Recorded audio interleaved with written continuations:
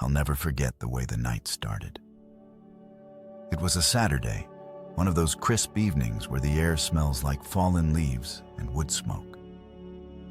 My best friend Jason was hosting a party at his place. A casual thing. Drinks, music, good company. Emily and I were both invited. Of course, she insisted she'd meet me there since she had errands to run during the day. When I arrived, the house was buzzing with life. Laughter spilled out of the living room. The smell of barbecue wafted from the backyard, and someone was already killing it on the karaoke machine. Emily wasn't there yet, which wasn't unusual. She was always the type to make an entrance to be fashionably late. But this time she wasn't just late. She was silent. No texts, no calls, nothing. I tried to enjoy myself, figuring she'd show up. Eventually, Jason handed me a beer and teased me about her queen of drama timing. I laughed it off, but something felt wrong. It wasn't paranoia. It wasn't gut instinct. It was the absence of her. It was as if I could feel that she wasn't on her way. About an hour in, I spotted someone who made my stomach drop. Nick. Nick is one of those guys who sets off alarms just by existing. Charming, yes. Charismatic, absolutely. But there's something predatory about him. He's the guy who leans too close to married women and always manages to touch them in ways that seem casual but aren't. Emily hated him, or at least she used to. So when I saw him standing in the kitchen laughing with a drink in his hand, my first thought was, why the hell is he here? Jason wouldn't have invited him. Jason knew I couldn't stand the guy. Nick caught me staring, smirked, and raised his glass like we were old pals. I ignored him, but my mind was already spiraling. Emily had mentioned him recently in passing, something about running into him at the gym and how he looked different. It was a throwaway comment, but now it burned like acid. 2 hours passed still. No, Emily. My patience was wearing thin, so I stepped out onto the deck to call her. It went straight to voicemail twice. By the third try, I was pacing like a madman. People were starting to notice. Jason came out asking if I was okay, and I brushed him off with some excuse about work stress. But in my head, I was already mapping out the worst-case scenarios, and then, like a scene ripped out of some bad movie, I heard a car pull up. I rushed to the front yard, relief mixing with anger. But it wasn't just Emily.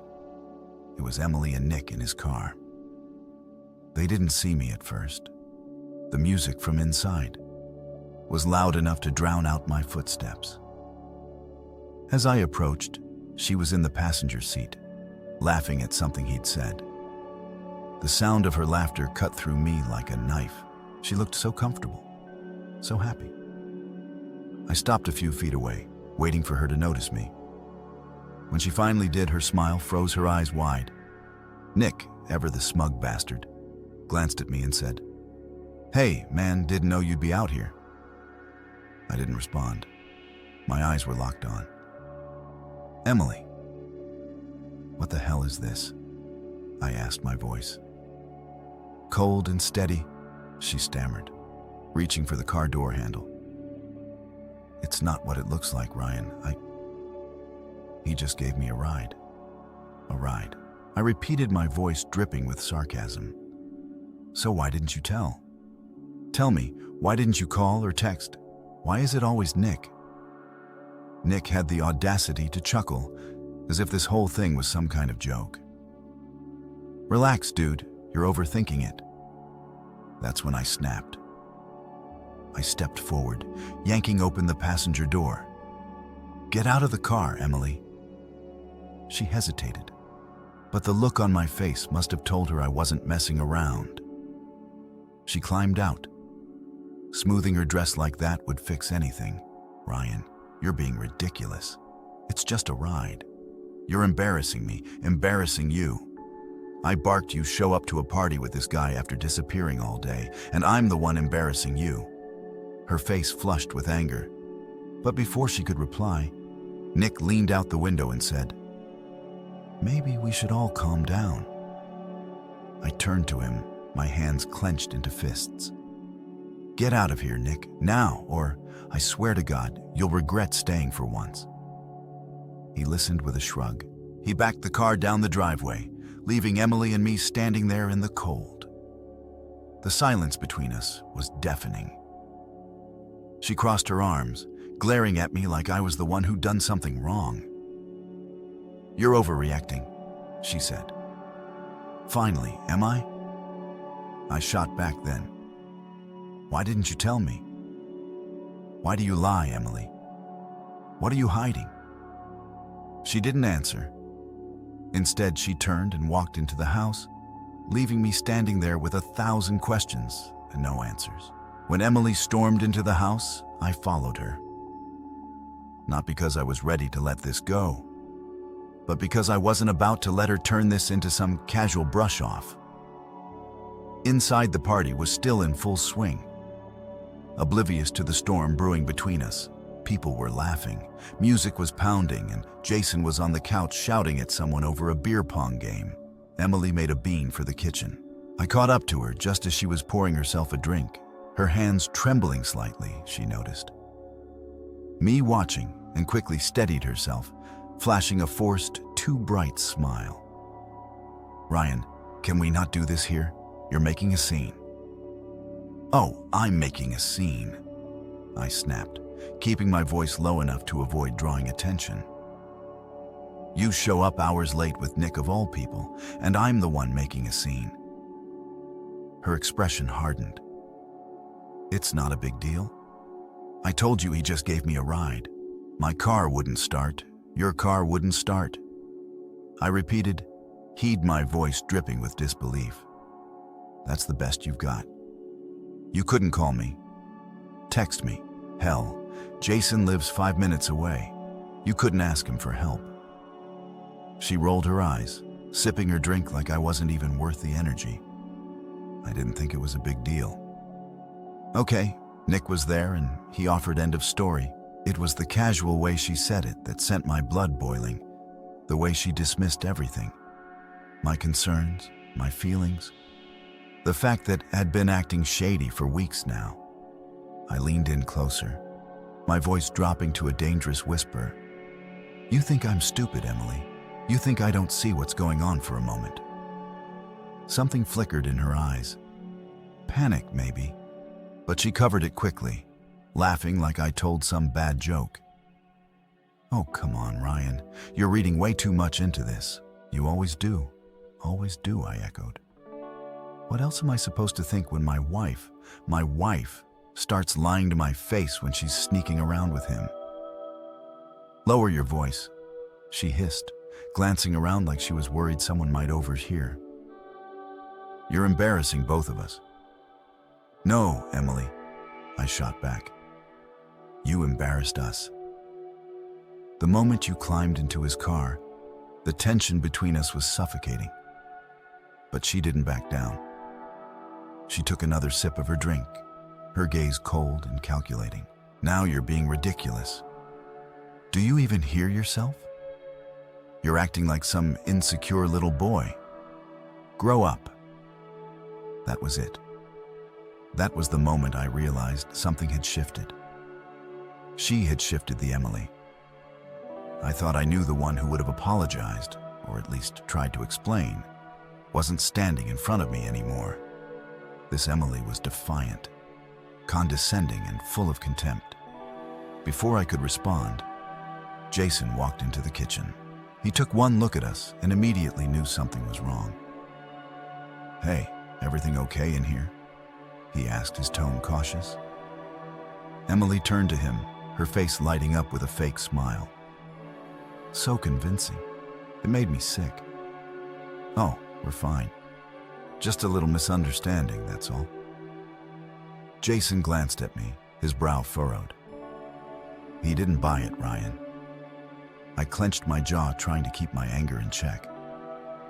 "We're fine," I said through gritted teeth, though my voice betrayed how far from fine I really was. Emily used the moment to slip away, disappearing into the crowd like nothing had happened. I wanted to follow her, to drag her back and force her to tell me the truth. But Jason grabbed my arm. "Hey man, what's going on?" I hesitated, my mind racing. Part of me wanted to spill everything, to tell him about the lies, the late nights, the way she'd walked in with Nick like it was nothing. But another part of me, the part still clinging to some shred of hope, held back nothing, I muttered. "Just something we need to work out." Jason didn't look convinced, but he let it go all right. "Just let me know if you need anything." I nodded, barely hearing him as I scanned the room for Emily. She was nowhere to be seen. My heart was pounding, my thoughts spiraling. If she wasn't here to explain herself, where the hell had she gone? And, more importantly, who was she with? It didn't take long to find out. 15 minutes later, I stepped outside to clear my head. The backyard was quieter, the only sound coming from a group of smokers huddled near the fence. And that's when I saw her standing just out of view, talking to Nick. She wasn't laughing now. In fact, she looked serious, her arms crossed tightly over her chest, but it didn't matter. The sight of them together sneaking off like that felt like a slap in the face. I moved closer, staying out of sight. Their voices were low, but I could just make out what they were saying. "This is getting out of hand," Emily was saying, her tone sharp. Nick chuckled softly. "Relax, babe. He doesn't have proof. Hune's just pissed because he knows I can give you what he can't." My entire body went cold. The words hit me like a freight train, each one cutting deeper than the last. I clenched my fists, struggling to keep myself from charging over there and knocking him out. Emily didn't deny it. She didn't push him away or tell him he was wrong. She just sighed, looking frustrated but resigned, like she didn't care enough to argue. Argue? I couldn't listen anymore. I stepped into view, my voice loud and sharp enough to make them both jump. "Give her what I can't, huh? Why don't you enlighten me, Nick?" The look on their faces was priceless. Pure, unfiltered panic. For once, Nick didn't have a smug response, and Emily, she looked like a cornered animal, her mouth opening and closing as she scrambled for an excuse. But there was nothing she could say. The truth was out, and I wasn't about to let it slide for a moment. None of us moved. Nick, usually so quick with his smartest comments, just stood there. Frozen, his mouth slightly open, Emily's eyes darted around, searching for an escape. The tension was suffocating, but I wasn't about to break it. "You heard me?" I said, stepping closer. My voice was steady, but every muscle in my body was on edge. "What exactly are you giving her?" "That I can't." Nick finally found his voice, though it came out weaker than usual. "Look, man, you're blowing this way out of proportion. We were just talking." I scoffed, glaring at him. "Talking? That's what you call this? The late night rides, the sneaking around, and now this. You think I don't see what's going on?" Emily stepped in, then her face, a mask of irritation. "Ryan, stop. This isn't the place for this kind of drama," I said, turning to her. "Are you serious right now? You're out here, sneaking off with him, and you have the nerve to call this drama." Her jaw tightened, but she didn't back down. "I've already told you nothing's going on. Nick is just a friend. You're making a fool of yourself, Ryan." Nick decided to chime in, his cocky attitude creeping back now that he thought Emily had his back. "She's right, dude. You're embarrassing yourself. Why don't you just go cool off? That was it? The dam broke." I stepped forward, my fists clenched, and for a split second I thought about decking him right there. But instead, I laughed. A cold, bitter laugh that caught both of them off guard. "You know what, Nick?" I said, my voice dangerously calm. "You're right. I am making a fool of myself because I actually believed she was better than this. Better than you." Nick flinched his smug grin, faltering. Emily, on the other hand, looked furious. "You're unbelievable," she hissed. "You're acting like some paranoid psycho. Maybe if you spent less time playing detective and more time being a decent husband, we wouldn't be having this conversation." Her words hit me like a slap, not because I believed them, but because I realized how far gone she was. This wasn't guilt or remorse. It was pure deflection.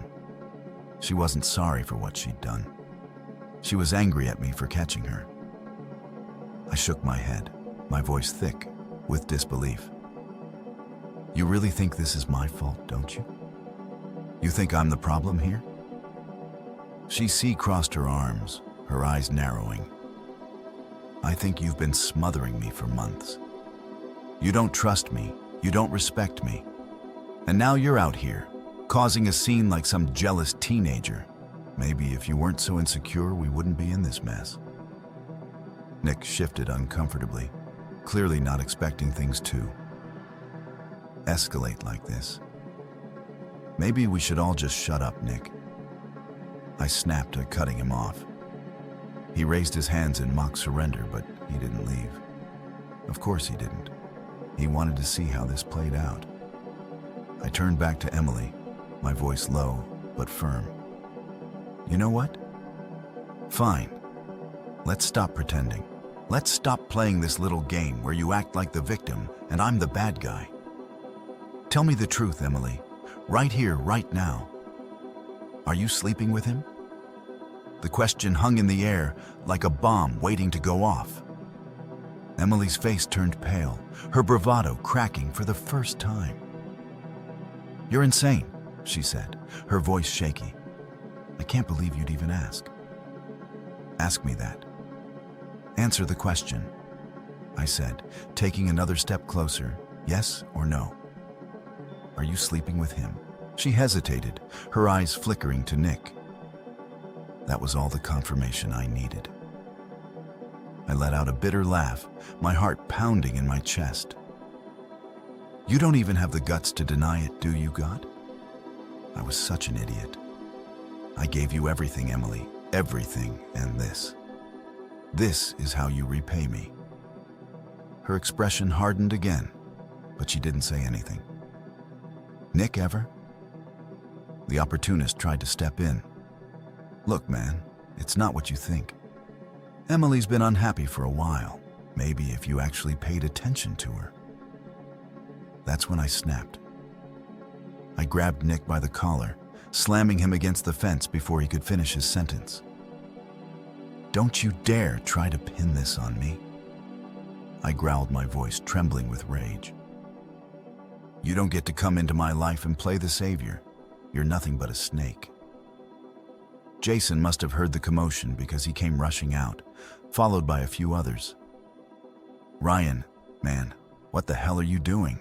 he shouted, pulling me back before I could do any real damage. I let go of Nick, shoving him aside. He stumbled, muttering something under his breath. But I didn't care. My attention was on Emily. Now she was standing there, her arms wrapped around herself, looking more angry than afraid. "We're done," I said, my voice cold and final. "You want him. You can have him. But don't you dare try to blame this on me." For the first time, she looked genuinely shocked. "Ryan, wait. No," I interrupted. "You made your choice. Now live with it." I turned and walked away, ignoring Jason's calls and the murmurs of the crowd. My mind was racing, my chest tight. But one thing was clear. Whatever I thought I had with Emily, It was over, and I wasn't going to let her drag me down any further. But deep down, I knew this wasn't the end. Not yet that I drove home in a daze, my knuckles white on the steering wheel. The world outside the car felt distant. Just streaks of light and shadow rushing by my chest was tight, my head pounding. But no matter how hard I tried, I couldn't stop replaying the scene in my mind. Her hesitation, the flicker of guilt in her eyes, Nick's smug, self-righteous tone. When I pulled into the driveway, the house looked almost quiet, still like it knew something had shattered inside me. I sat in the car for a long time, staring at the dark windows, wondering how the hell I had ended up here. The life I'd built with Emily felt like a cruel joke. Now every memory, our wedding, the vacations, the lazy Sundays on the couch, felt tainted. How long had she been lying to me? How many nights had she spent with him while I was at home, trusting her, loving her? I didn't go inside right away. Instead, I pulled out my phone, my hands trembling. I wasn't sure what I was looking for. Maybe some kind of proof. Something concrete to confirm what I already knew. My fingers hovered over her messages, her emails. But I stopped myself. No, not yet. I needed her to come home first. I needed to hear it from her. I waited for hours. Midnight turned into then 2. I'd expected her to follow me home to storm in and tried to twist the knife further, but she didn't. The silence stretched on, heavy and suffocating. Finally, that I heard the crunch of tires on the driveway. My pulse quickened as the front door opened and Emily walked in. She froze when she saw me sitting on the couch, the only light coming from the dim lamp in the corner. "You're still up?" she said, her voice flat. "Of course, I'm still up," I replied, my tone just as cold. "We need to talk." She sighed, setting her purse down on the counter. "Ryan, I'm not doing this with you tonight. I'm exhausted too bad," I said, standing up. "We're doing this now." She crossed her arms, leaning against the counter like she was already bored of the conversation. "Fine. What do you want to talk about?" I stared at her, my heart pounding in my chest. How long her brow furrowed. "How long? Well, don't play dumb, Emily," I said, my voice rising slightly. "How long have you been seeing him?" She rolled her eyes, her posture stiffening. "Ryan, you're being ridiculous. There's nothing going on with Nick. I've already told you. Stop lying to me," I shouted, my voice echoing through the quiet house. "I heard you, Emily. I heard what he said, giving you what I can't." "What the hell does that mean?" For a moment she said nothing, just stared at me, her face unreadable. Then finally she spoke. "You really want to know?" she said, her tone sharp. "Fine, I'm tired of pretending. I've been unhappy for a long time, Ryan, and yes, I've been spending time with Nick because he actually listens to me. He makes me feel wanted." Her words hit me like a punch to the gut. "Wanted," I repeated, my voice cracking. "I've given you everything, Emily. I've supported you, loved you, trusted you, and this is how you repay me." She threw up her hands, exasperated. "You think love is enough? You think showing up and paying the bills makes you some kind of saint god? Ryan, you're so clueless." "Clueless," I said, stepping closer. "You've been lying to me for months, maybe longer, and you have the nerve to call me clueless." She didn't back down. If anything, her gaze grew colder. "You want the truth? Fine, Nick's right. You're not enough for me anymore. You haven't been for a long time." Her words knocked the air out of me. I felt like I was drowning, my chest heaving as I struggled to process what she just said. "You don't even care, do you?" I said, my voice barely above a whisper. "You don't feel guilty. You don't feel anything." She shrugged, her expression defiant. Maybe I don't. Maybe I'm tired of feeling guilty for wanting more than this boring, predictable life with you. Something inside me snapped. I laughed. A bitter, humorless sound that made her flinch. You want more? I said, shaking my head. Go ahead, Emily, take it. Take Nick, take your more and get the hell out of my house. She blinked, caught off guard by my sudden shift. What, you heard me? I said, my voice steadier. Now get out, pack your things and go. I'm done. For the first time, I saw a flicker of uncertainty in her eyes, but she quickly masked it, her chin lifting defiantly. Fine, if that's what you want, it's not what I want, I said, my voice cracking again. But you've made your choice, and now I'm making mine. She stood there for a moment, as if waiting for me to change my mind. But when I didn't, she turned on her heel and walked toward the bedroom. I could hear her moving around, pulling things out of drawers and slamming them into a suitcase. As I stood there in the living room, my hands shaking and my heart mattered, I realized something. This wasn't the end of my pain. This was just the beginning. But at least now I knew the truth, and that was something. It wasn't enough to fix what she'd broken, but it was enough to start over the sound of her suitcase. Wheels dragging across the hardwood floor echoed through the house. It was surreal, like watching a stranger leave. She was wearing the same dress she'd left in earlier that evening, black sleek, a dress that once made my heart race, now just made my stomach churn. Emily didn't look at me as she pulled the suitcase toward the front door. Her expression was set her chin high, like she was walking away from something she had already decided wasn't worth saving for a second. I thought she might stop, say something, anything to acknowledge the wreckage she'd left behind. But she didn't. Where are you even going? I asked, my voice cutting through the silence. She paused with her hand on the doorknob, finally turning to face me. Her face was calm, too calm, but her eyes betrayed her. There was something there. Anger, maybe, or fear to Nick's. She said bluntly, no hesitation, no shame.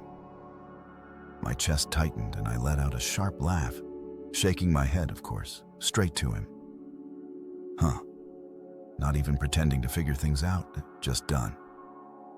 She rolled her eyes as if I was the one being unreasonable.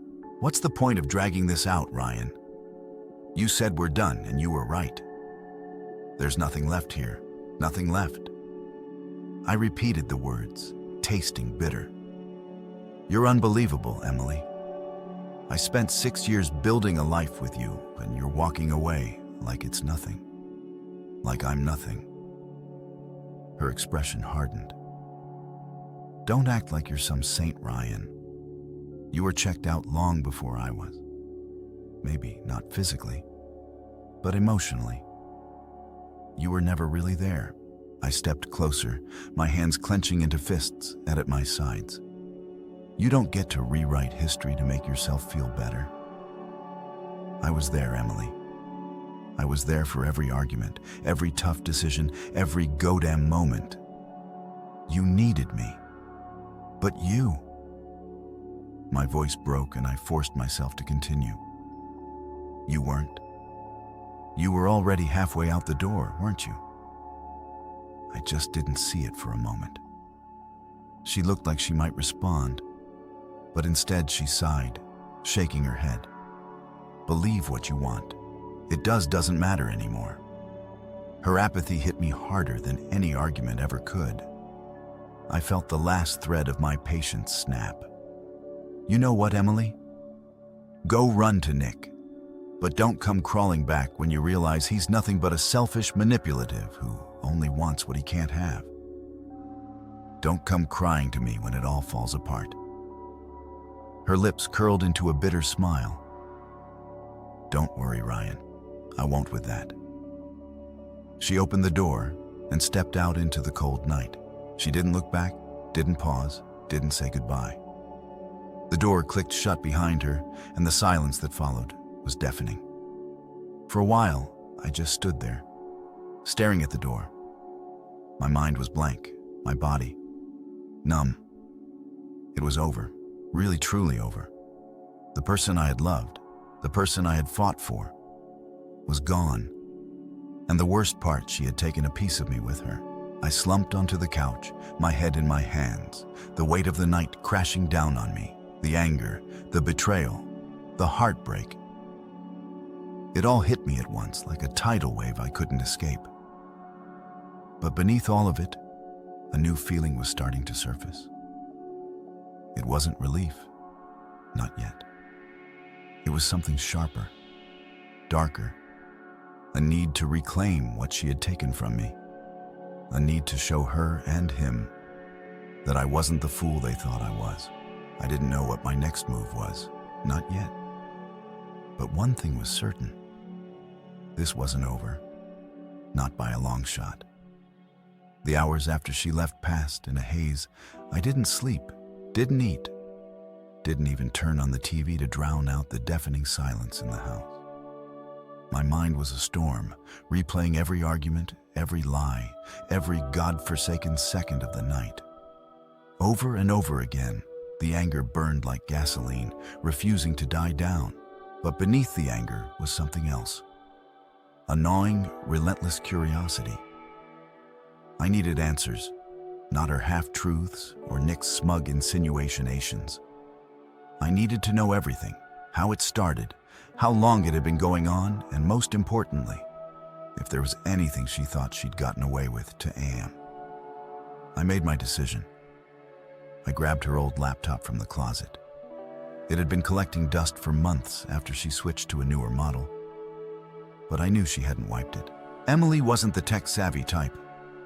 If there were any breadcrumbs, they'd be here. It took me less than 5 minutes to log in. She hadn't even bothered to change the password. The familiarity of it all felt strange, like stepping back into a part of her life I wasn't supposed to see. But tonight, I didn't care about boundaries. The first place I looked was her email.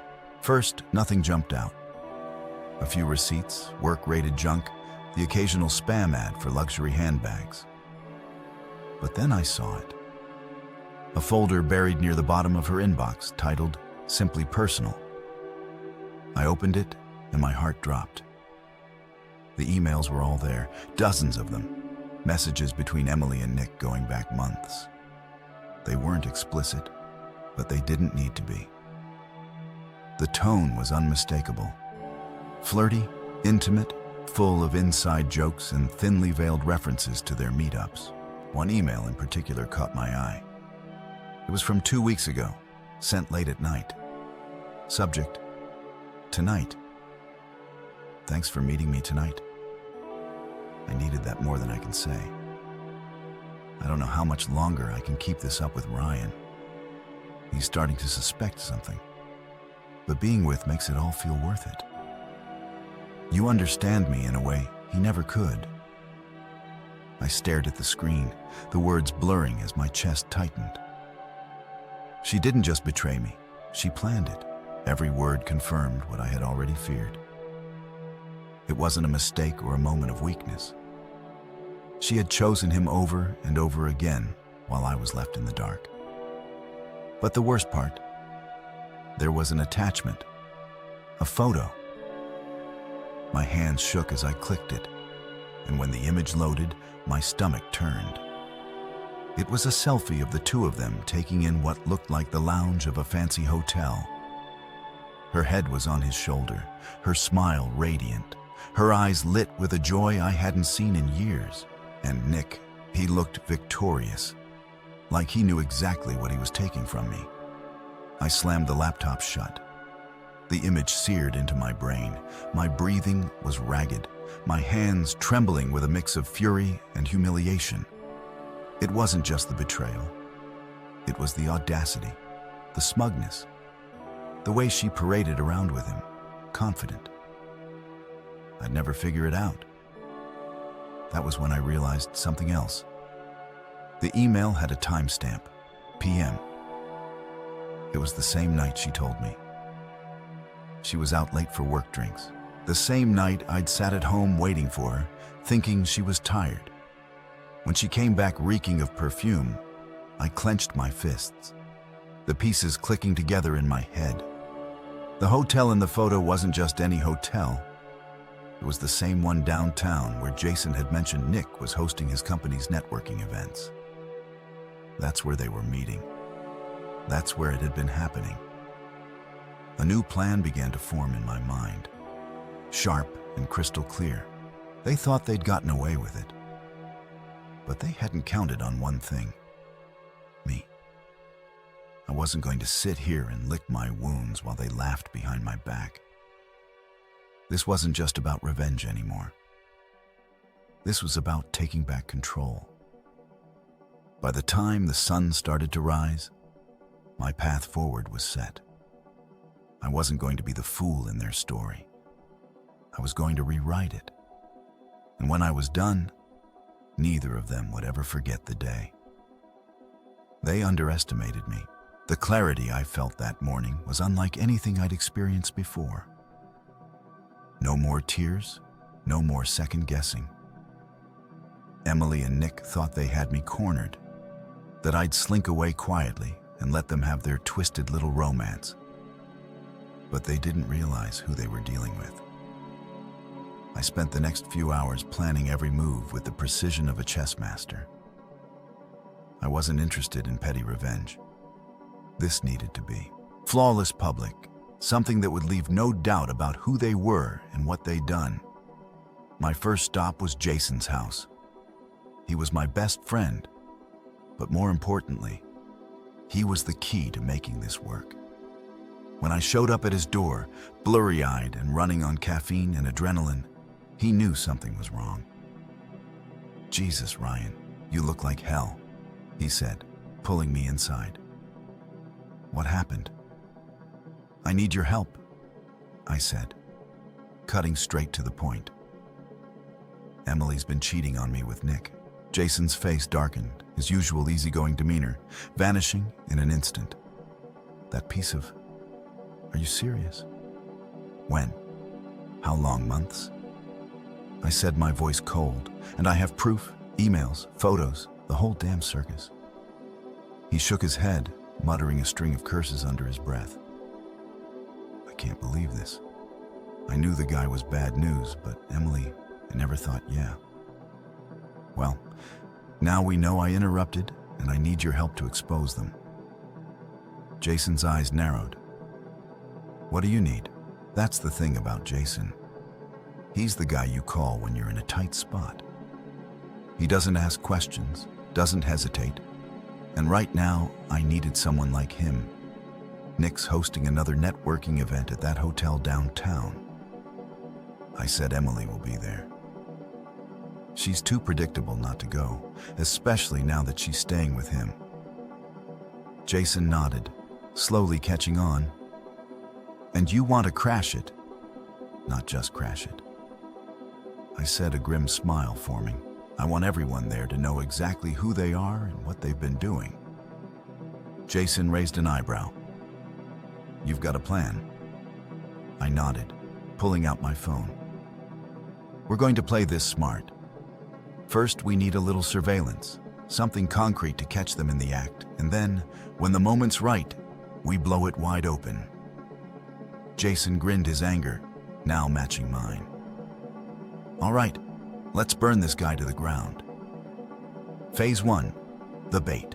The networking event was scheduled for the following evening, giving me just enough time to set the stage.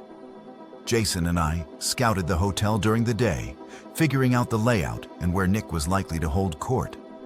He always loved being the center of attention, so the bar lounge was a safe bet. By the time the event started, Jason and I were in position. He was stationed at the bar, casually nursing a drink. While I waited in a corner booth with a clear view of the room, I'd brought a small recording device. Nothing fancy, but enough to capture the conversations I needed. It didn't take long for them to arrive. Emily walked in first, wearing a dress that was too showy for anything professional.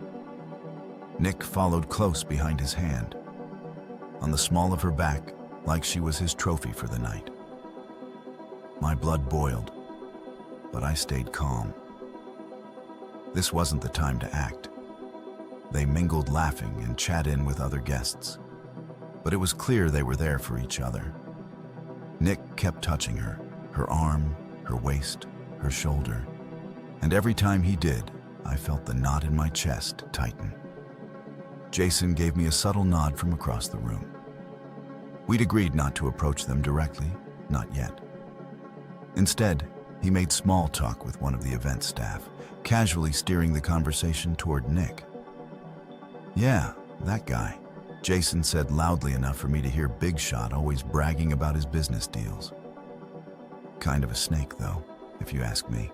The staff member laughed, agreeing. "You're not the first to say that he's always here with someone new. Last month it was that brunette from marketing." And now Jason raised an eyebrow, fighting. "Surprised the blonde. She his assistant or something?" "Nah, just his girlfriend. I think they're pretty cozy," though I clenched my jaw, gripping the edge of the table.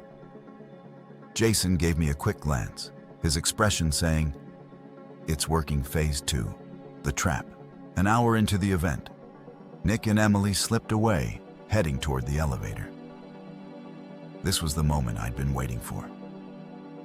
I followed at a distance, Jason trailing behind me as backup. Sure enough, they went to a private suite on the top floor. I stayed out of sight, watching as they disappeared behind the door. My heart was pounding, but this time it wasn't just rage. It was anticipation. Jason handed me a small camera brought, already set up to record. "You sure about this?" he asked. I nodded, my jaw tight. "Absolutely." We waited for a few minutes before I knocked on the door. I could hear them inside, their muffled voices laughing at something. The sound made my stomach churn, but I forced myself to stay composed. When the door opened, Nick's expression went from cocky to panicked. In an instant, "Ryan, what the hell are you doing here?" Emily appeared behind him, her face pale. When she saw me, "Ryan, this isn't Save It," I said. Cutting her off, I held up the camera, the red light, blinking. "Smile for the camera, lovebirds, Litun. Give your colleagues something to talk about." Nick's face twisted with rage. "You can't do this. This is private property." I laughed coldly. Private property? That's rich coming from the guy screwing another man's wife. "Don't worry, Nick.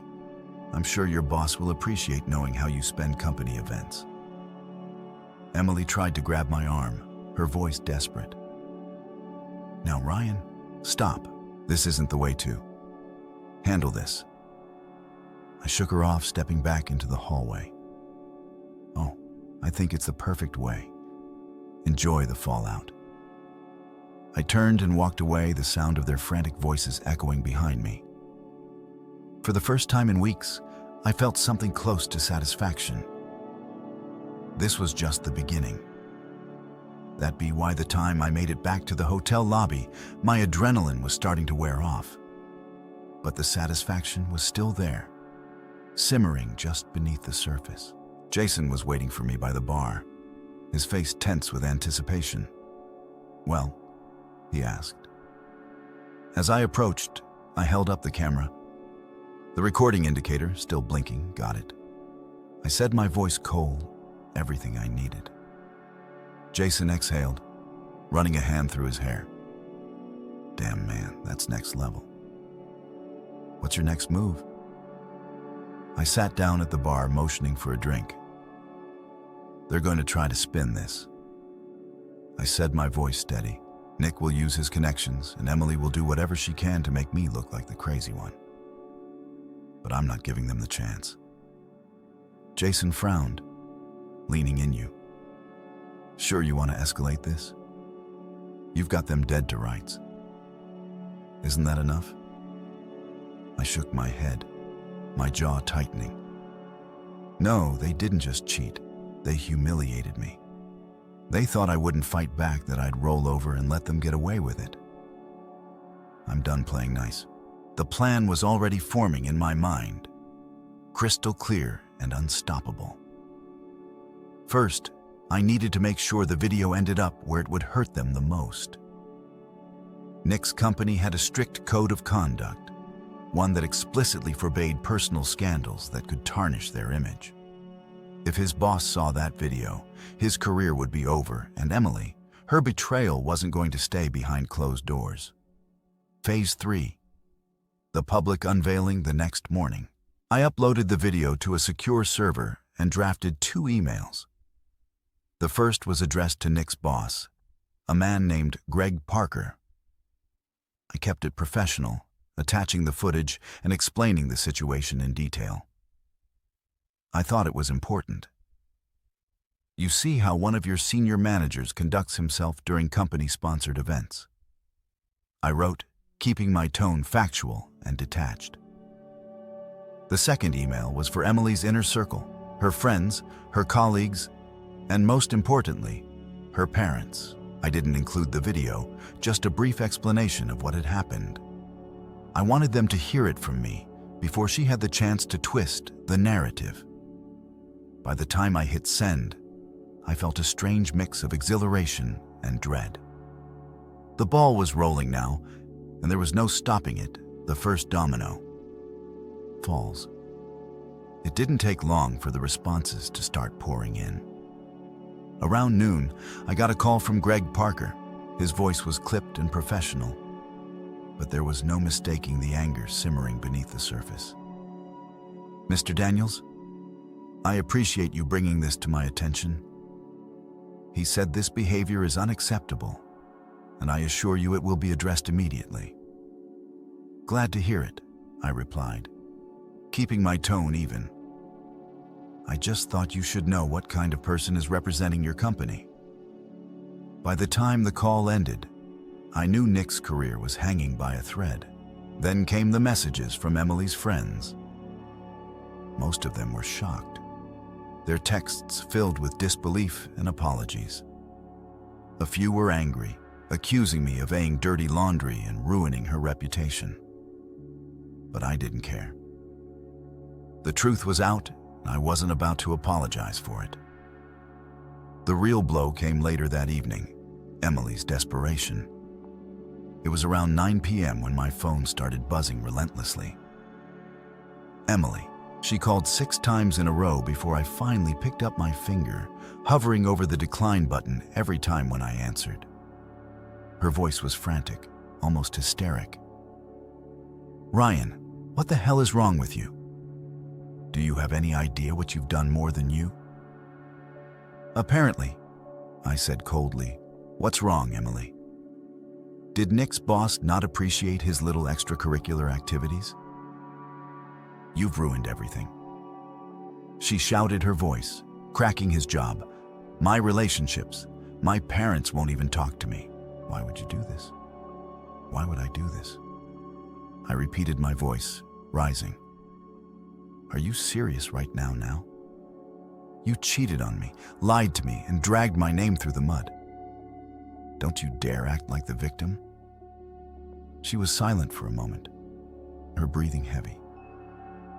"I didn't mean for it to get this far," she said, finally, her tone desperate. "Ryan, please, we can fix this. We can figure it out." "Fix this," I snapped. "There's nothing to fix, Emily. You made your choice.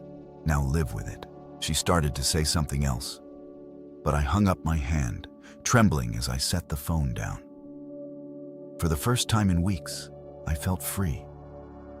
She wasn't my problem anymore, and neither was Nick. The collapse. Over the next few days, the fallout continued to spread. Nick was suspended from his job pending a full investigation, and word of the scandal began circulating through their social circles. Emily's friends were divided. Some supported her, but others turned their backs, disgusted by what she'd done. I stayed out of it. watching from a distance as their perfect little world crumbled for the first time in a long time. I felt like I was in control. But the best part, I wasn't done. Yet. Emily and Nick thought the worst was over. That much was obvious from the silence that followed for days. There were no calls, no texts, nothing. I knew them too well to think they'd just given up. They were regrouping, trying to salvage whatever was left of their lives. But what they didn't know was that I wasn't finished. The truth was, I hadn't just stumbled onto Emily's affair. I'd uncovered her entire house of cards, and it was time to knock it down for good. The secret debt. A few days after Emily walked out, I decided to check the joint accounts we'd shared during our marriage. I wasn't expecting much. She rarely touched them, since she preferred her personal credit card. But what I found was enlightening. A series of large withdrawals had been made over the past 6 months, each one labeled as personal expenses. Thousands of dollars gone siphoned into an account I didn't recognize. I felt the blood drain from my face as I scrolled through the transactions. Designer clothes, extravagant dinners, even a weekend spa retreat. All while I was at home, completely unaware. It wasn't just betrayal anymore. It was theft. I spent the next few hours digging through old financial records, piecing together the pattern. Emily hadn't just been spending recklessly, she'd been draining our savings slowly and methodically. And for what? To fund her little double life with Nick? It was the final straw.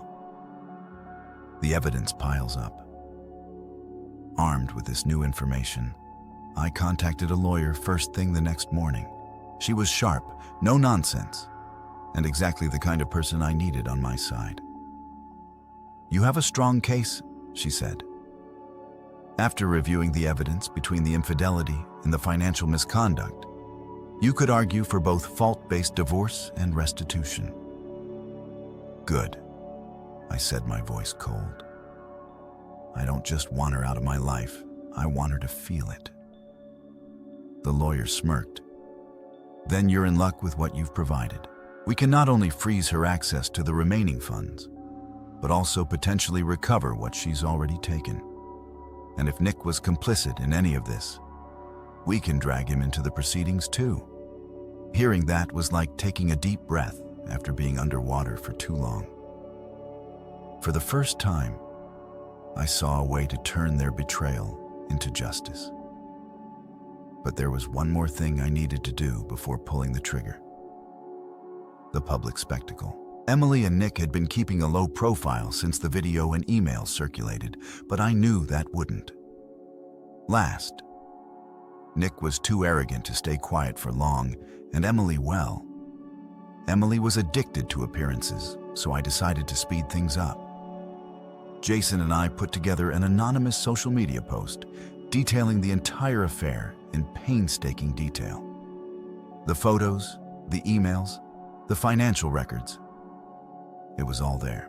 We didn't name directly, but anyone who knew them would recognize the story instantly. Within hours, the post went viral. Comments flooded in a mix of outrage and morbid curiosity. People started connecting the dots, tagging Emily and Nick in the replies. The scandal that had been simmering under the surface exploded into full-blown chaos. By the end of the day, Emily had deactivated her accounts. Nick tried to defend himself with a half-hearted post about privacy and misunderstanding, but it only made things worse. Screenshots of his attempts to flirt with other women surfaced, painting him as a serial manipulator. The final confrontation that evening. Emily showed up at the house unannounced. Her face was pale, her eyes red-rimmed. She didn't knock, she just walked in like she still had a right to be there. "Ryan," she started, her voice trembling. "What the hell have you done that post? It's everywhere. People are calling me, texting me. My life is falling apart." I stood in the doorway, arms crossed. "Good," I said simply. "Now you know how it feels." Tears welled up in her eyes, but I didn't feel a shred of pity. "You've destroyed me," she whispered. "Why? Why couldn't you just let me go?" I stepped closer, my voice cold and unyielding. "Let you go, Emily." I did. "Let you go. The second you walked out of here and into his car, you were gone. This," I gestured around us, "isn't about keeping you. It's about making sure you never get to pull this crap again. Not with me, not with anyone." She shook her head, her composure breaking. "You think you're so righteous, don't you like? You're the victim. But you weren't perfect, Ryan. You weren't enough for me, and you know it." Her words stung, but I didn't flinch. "You're right," I said quietly. "Maybe I wasn't enough for you. But that doesn't justify what you did. And now you're not my problem anymore." Her mouth opened, as if to argue, but she must have seen the finality in my expression. She turned and left without another word, slamming the door behind her. The collapse of their empire over the next few weeks. The fallout was complete. Nick lost his job. Greg Parker didn't waste any time terminating him. After the investigation confirmed his inappropriate conduct, word spread quickly through there. Industry blacklisting from most reputable companies. Emily wasn't faring much better. Her parents, furious about the affair and the financial damage, cut her off completely. Her friends distanced themselves, unwilling to be associated with the scandal. I, on the other hand, felt like I was finally coming up for air. The divorce proceedings were moving quickly, thanks to the mountain of evidence my lawyer presented. Emily had no choice but to agree to my terms, and the court ordered her to pay back a significant portion of the money she'd stolen. For the first time in years, I felt free, but more importantly, I felt vindicated. I hadn't just survived their betrayal. I'd risen above it, and now, as their carefully constructed lies came crashing down around them, I realized something: I didn't just win. I'd made sure they lost. Life felt strangely quiet after the storm settled. For months, my existence had been consumed by betrayal, anger, and the need for Eustace justice. Now, standing in the ruins of what once was, I felt something unfamiliar: peace. The divorce was finalized in record time. Emily didn't fight me on the settlement she couldn't afford to. Between the public disgrace and the financial burden the court placed on her, she was cornered. Every dollar she drained from our accounts was now legally ordered to be returned. It would take her years to repay it all. But that wasn't my problem anymore. Nick, predictably, had disappeared. Word was he'd skipped town, probably hoping to start over in a place where people didn't know what kind of person he was. Good riddance in Emily. I didn't hear from her after that final confrontation, not directly anyway. A few mutual friends mentioned she was staying with a cousin on the outskirts of the city, barely making ends meet. Part of me thought I'd feel vindicated knowing she'd hit rock bottom. But instead, I just felt indifferent. She was a chapter 1 had closed a part of my life. I no longer wanted to revisit the clean slate. With the divorce behind me, I threw myself into rebuilding. The house felt like a mausoleum of bad memories, so I sold it. The process was bittersweet. Every corner of that home was filled with reminders of a life I thought I'd have. But letting go of it felt like shedding dead weight. I moved into a smaller, modern apartment downtown. It wasn't much, but it was mine. No ghosts of the past, just a fresh start, Jason, ever. The loyal friend checked in on me, often one night over a couple of beers. He asked the question I knew was coming. "So what's next for you?" "Man," he asked, leaning back in his chair. I thought about it for a moment, staring out at the city lights through my window. I don't know. I admitted I spent so much time fighting to get here. I haven't thought about what's next. Jason smirked. Well, whatever it is, you've got a clean slate now. No baggage, no lies, just possibility. Possibility. I repeated, letting the word roll over me for the first time. It didn't feel overwhelming, felt hopeful. The final letter.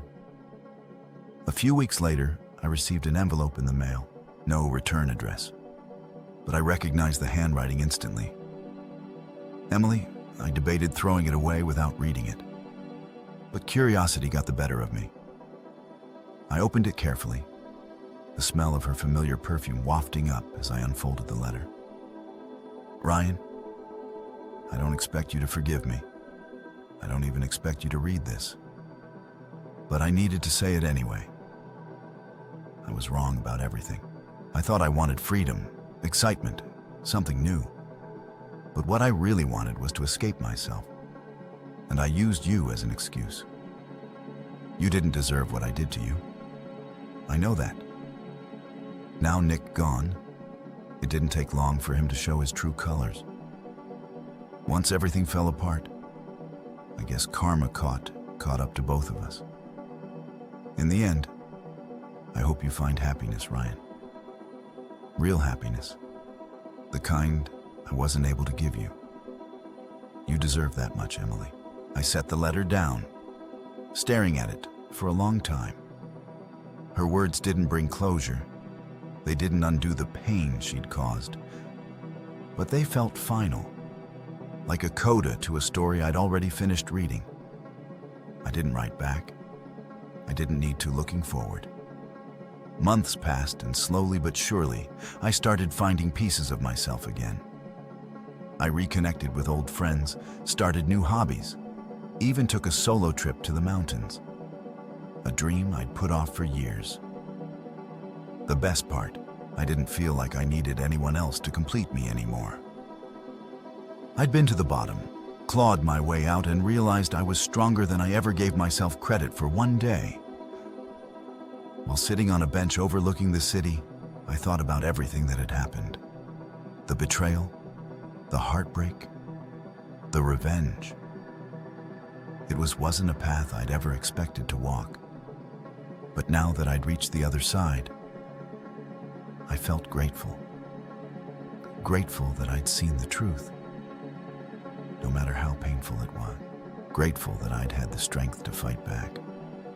Grateful that I'd reclaimed my life as the sun set over the horizon, painting the sky in shades of orange and pink. I smiled for the first time in what felt like forever. This wasn't the end. It was the beginning. Life had a funny way of reminding you of things when you least expected it. Months after the dust settled, just as I was finally feeling like myself again, an old echo from the past found its way back to me. It was a Saturday morning, quiet and calm. I was drinking coffee on my balcony, flipping through a book I'd borrowed from Jason. When my phone buzzed, the name on the screen stopped me cold. Emily's mom. I hesitated, staring at the screen. Of all the people connected to Emily, her mom, Linda, was the last one I'd expected to hear from. She'd always been kind to me, like the mother I never had. But after the scandal, I figured she'd sided with her daughter, like any mother would. Curiosity got the better of me, and I answered. Ryan. Linda's voice came through, soft but uncertain. I hope I'm not bothering you. No, it's fine, I said, leaning against the balcony rail. What's going on? There was a pause, and I could hear her take a shaky breath. I wanted to check on. You see how you were doing. The words caught me off guard. I'm doing okay, I said slowly. Why another pause? Then her voice dropped, tinged with guilt. I know it's not my place, but I wanted to apologize for everything Emily put you through. I raised her better than that. or at least I thought I did. Her words stirred something in me, a mix of sadness and frustration. "It's not your fault," I said after. After a moment, Emily made her own choices. Linda sighed, "I know, but it doesn't make it any easier. I've tried talking to her, but she won't listen. She's so lost, Ryan, and I don't know how to help her." I didn't know what to say to that. Part of me wanted to hang up to tell her Emily wasn't my problem anymore. But another part of me, the part that still remembered the good years, couldn't help but feel a flicker of pity. She'll have to figure it out on her own. Said, "Finally, you can't fix this for her." Linda was quiet for a moment. Then, with a trembling voice, she asked, "Do you think there's any chance she could make things right with you, even as friends?" The question hit me like a punch to the gut. I closed my eyes, the weight of it pressing down on me. "Linda," I said gently, "I think it's best if Emily and I stay out of each other's lives. Too much has happened." There was a long silence on the other end when she finally spoke. Her voice was heavy. "With regret, I understand. I just thought I'd try. You were the best thing that ever happened to her, Ryan. I hope you know that I did my best," I said simply. But it wasn't enough for her. We said our goodbyes, and I hung up feeling the familiar ache of old wounds reopening. I told myself it didn't matter that Emily's choices weren't mine to fix. But the conversation stayed with me, lingering like a shadow. A chance encounter. A week later, I ran into Emily by accident. It was at a coffee shop downtown, one I hadn't been to in years. I was grabbing a quick espresso before heading to a meeting. When I saw her, she was sitting by the window, staring down at her phone with a faraway look in her eyes. She looked different. Thinner, maybe paler. Her once meticulously styled hair was tied back in a loose bun, and the light in her eyes, the one that used to draw me in, was gone. She didn't see me. At first, I thought about leaving without saying anything. But something in me stirred. Maybe it was closure I hadn't realized I still needed. I walked over my footsteps, light against the wooden floor. When I stopped in front of her table, she looked up, her eyes widening in surprise. "Ryan," she said softly, her voice almost unrecognizable. "Emily," I replied, keeping my tone neutral. "Didn't expect to see you here." She gestured awkwardly to the feet across from her. "Do you want to sit?" I hesitated, then nodded, lowering myself into the chair for a moment. Neither of us spoke. The air between us was heavy, filled with the weight of everything unsaid. "You look good," she said, finally breaking the silence. "Better than the last time I saw you." "Thanks." I said, "You look different." She smiled faintly, but it didn't reach her eyes. "Yeah, life's been complicated." I didn't ask her to elaborate. I wasn't here for her confessions. "What do you want, Emily?" I asked bluntly. She flinched at the directness of my tone, but to her credit, she didn't look away. I wanted to say, "I'm sorry for everything." I leaned back, studying her. "You already said that in the letter." "I know," she said quickly, but it didn't feel like enough. "I've been trying to figure out where I went wrong, why I ruined the best thing I ever had." And I held up a hand, cutting her off. "Emily, stop. I don't need your apologies. What's done is done. We can't go back and fix it." Her eyes filled with tears, but she blinked them away. "I know, I miss you, Ryan. I miss us." The words hit me harder than I expected. For a moment, I thought about the life we used to have, the good times before everything fell apart.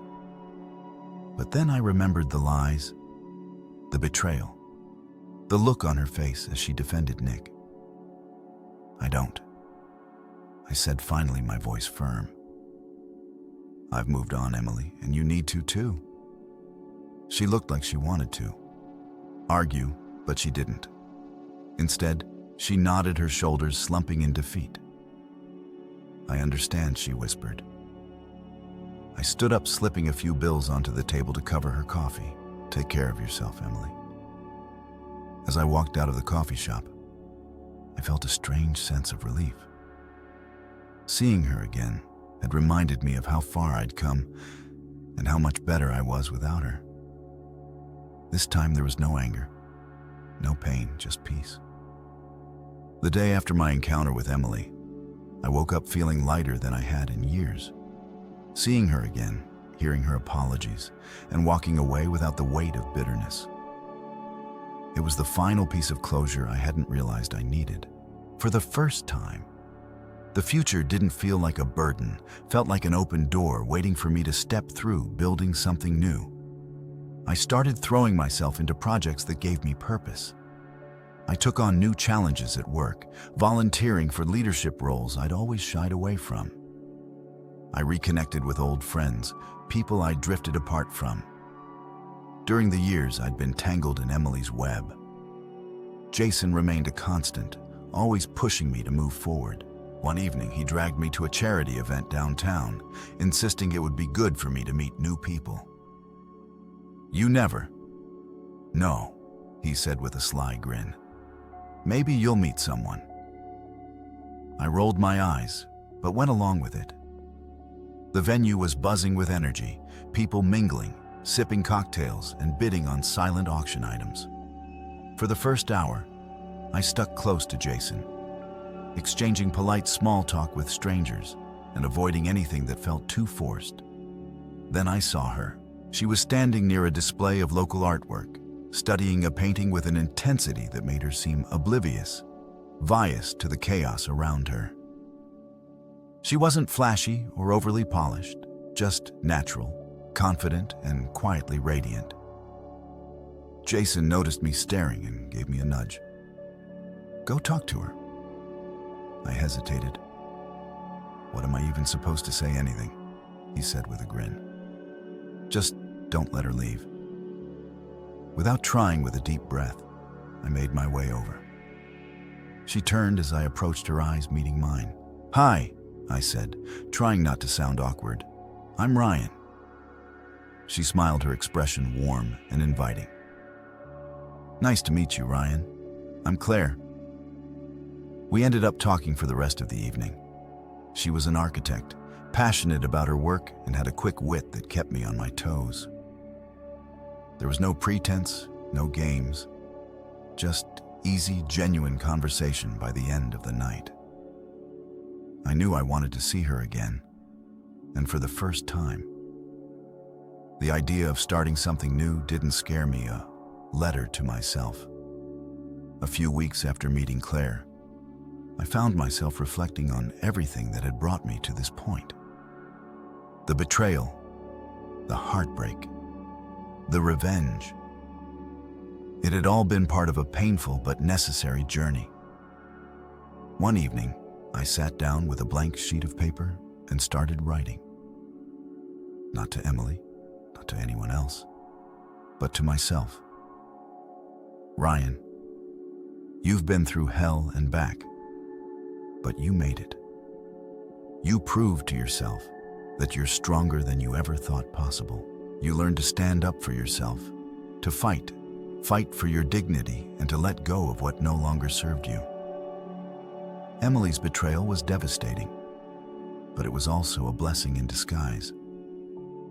It forced you to see the cracks in your life, to rebuild from the ground up, and to create a future that's truly yours. Don't hold on to anger. It only weighs you down. Forgive, not because they deserve it, but because you do keep moving forward.